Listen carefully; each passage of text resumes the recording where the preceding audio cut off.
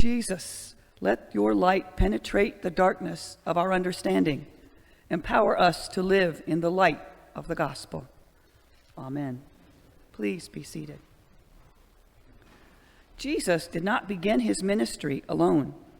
He called 12 men to follow him, and they left everything behind to do just that. They traveled everywhere with him, witnessed his miracles, and listened to him preach and teach. They basked in his presence, soaking up all they could of the Son of God. Then his life and his light were taken away. His followers, frightened that they also would be killed, hid in a locked room, the same room where they'd shared the Last Supper with him. Out of nowhere, Jesus appeared. Even though they knew his body was no longer in the tomb, they were still skeptical that this was truly Jesus. Could it really be? He encouraged them to touch his wounds to remove all doubt. Now convinced, they rejoiced to be in his presence once more. Even Thomas, who had great doubt about their story, also touched his wounds and knew him to be Jesus. The disciples once again enjoyed the love and light of Jesus for just a little while.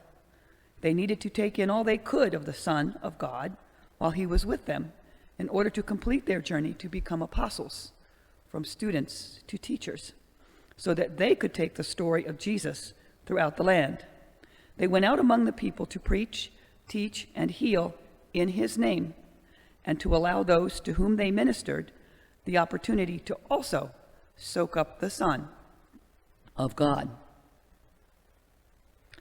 I have 2 violets and an orchid in my front picture window. I can see their leaves turned toward the sun to get the most possible light. When I rotate them, within a day or 2, the leaves have turned, so they once again face the sun. They love to soak up the sun, all that they can get, and so do I. I don't have to see the sun to soak it up. In fact, just like God, the sun cannot be looked at directly. But when I work in my vegetable garden, I can feel its warmth on my back. When I sit by the water, I can see its light sparkling on the ripples and waves. After a storm, I can see the rainbow that it makes.